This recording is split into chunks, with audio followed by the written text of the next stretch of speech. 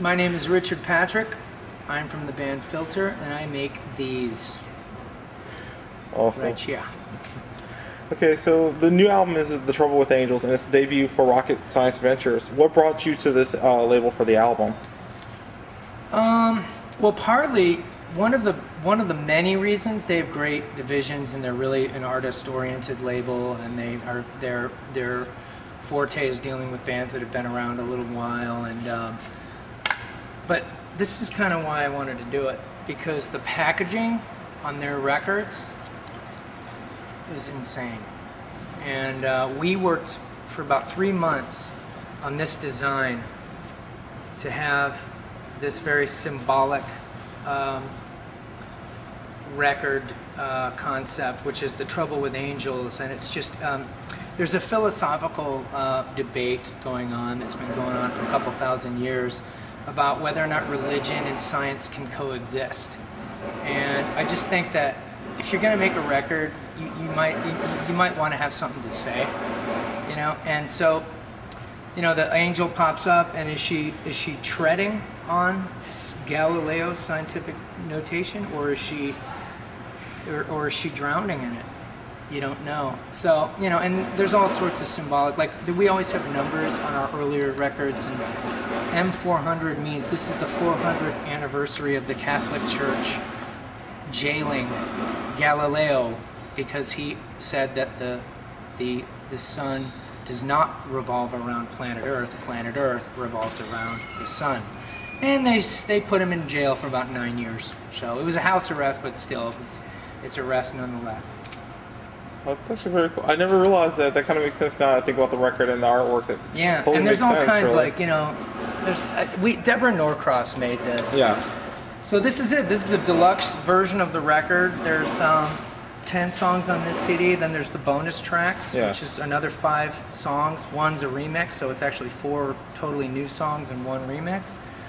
And then you get this big poster, and it just, you know, it's a lot to get for, like, you know, I think it's at Best Buy for like $9 was its initial cost. You know, it's just a lot. You get all this, you get this big huge poster that you get, and all the, you know. So I just wanted people to have as much as they could have when they buy a Filter record, instead of just like, great, another jewel box I'm going to throw away, and who cares? And, you know, I just, and by the way, those jewel boxes, toxic.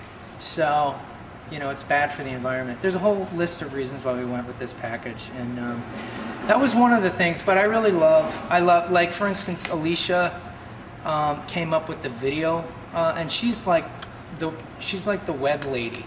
She's like the online marketing person, and she came up with the video, yeah, which was just an amazing idea. And it's just a lot of really talented people over there, and so I like my label a lot. Very cool. Yeah.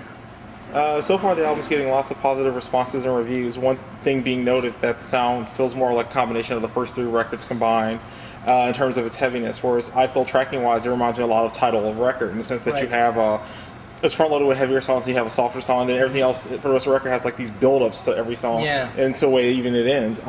Was any of this within the album and tracking and recording itself intentional? Well, it was intentional, and I pushed the envelope on what I could throw at my audience. And, you know, my audience went from "Hey Man, Nice Shot" to 4 years later, all of a sudden, "Take a Picture" was the number 4 song in the country, and they were like, wow, like, you know what I mean? It was already a huge departure, and that's what my label said, that they were wondering if I was, you know, if my music sounded schizophrenic or something. Yeah. Then we did Amalgamut, and we did Title of Record, and we did Amalgamut, and so people were like, I dig it, it's cool, it's really heavy, and then but it's still got those light elements. And then after that, I took a 4-year break to do Army of Anyone, which was entirely too long, and I gave them a whole new band. And then they're like, you know, so my audience is like, dude, we're here, and you go off and do all this different stuff, so, you know, it's not fair. So when I came back with Anthems, it was another big departure, because I was literally singing for a friend of mine that was killed, and his family is devastated. He's a 21-year-old kid, and he went to Iraq and he got killed, and I wrote a protest record called Anthems for the Damned, as well as a tribute record to the soldiers of misfortune. So, when it came to this album, I decided that it was important to just get back to the business at hand of going where they allowed me to go with title of record, Amalgamut, Short Bus. I didn't want to go as drum machine oriented as Short Bus, but I definitely wanted to go as I just wanted to have all those different colors to paint with, as opposed to just being heavy or just being sad or just, you know what I mean? Yeah. There's a band that's on our former label that has made the same song literally 10 times, and they put the same song and they just copy and paste. It's almost like they just copy and paste choruses, and then they sing new lyrics on top, and then they just and it's literally, it's like it's a one-trick pony, but it's paid off for these guys, and they're really big today. But at the same time, I just don't think that that's really creative. That's just cashing in. That's just ringing the dinner bell. That's not. I don't.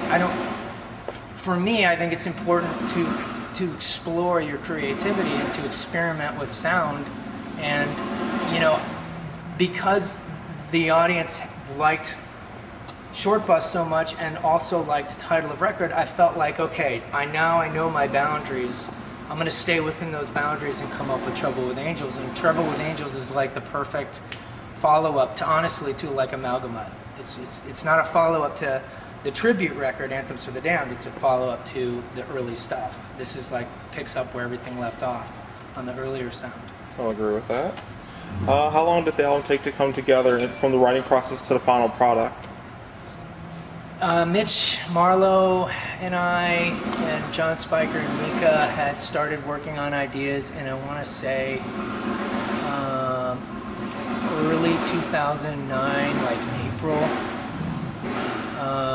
I had a few things maybe going on, maybe in the early part of the year, in 8 or 9, and then Bob Marlette had to finish a Treyu. He was working on a Treyu, and then he was available halfway through last summer, and then of 09, and then so we had some skeletons, plus I had a bunch of stuff that I had from literally Drug Boy. The guitar riff from Drug Boy literally was on Amalgamut until we pulled it at the last minute because they said it was too heavy. Oh, okay. Gino and Frank were like, man, that's just too heavy. So I was like, all right. So I saved it, and then I pulled it out for this record because people were actually saying I was mellowing with age, and I'm like, really? Mellowing with age? Let's pull out the big guns. And then, that became Drug Boy. Oh, okay. But we started in really working in August of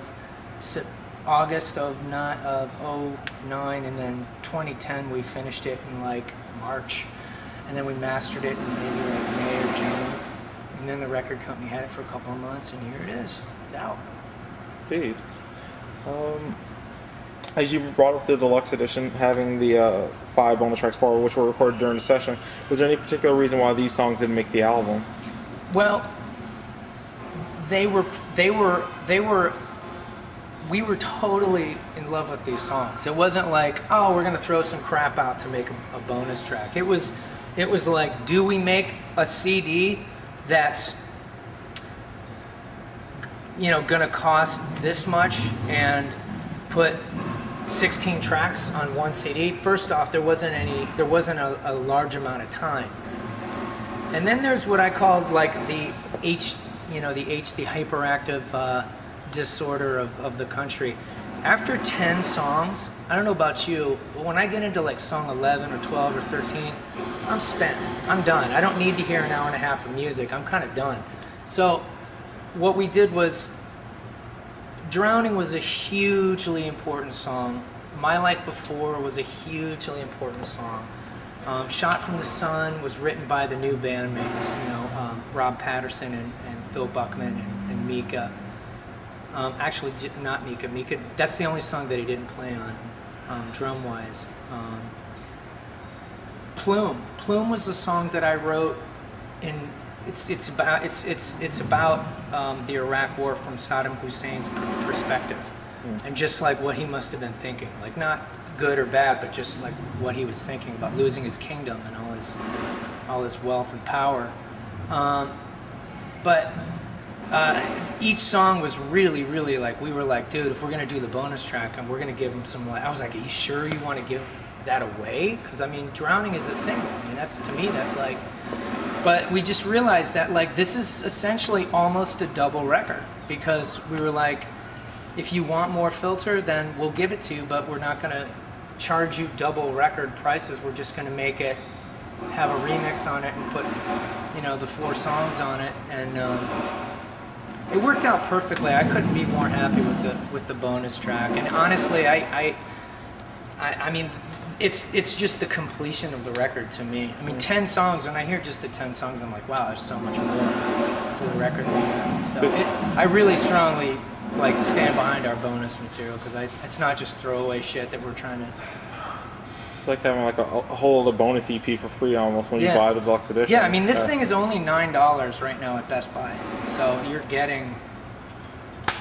That's awesome. I couldn't be more happy with that. Fair enough. What was the easiest song to put together on the album, and what was the hardest?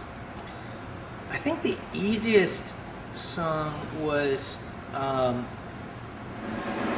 was No Love, which it's actually kind of 2 parts to that.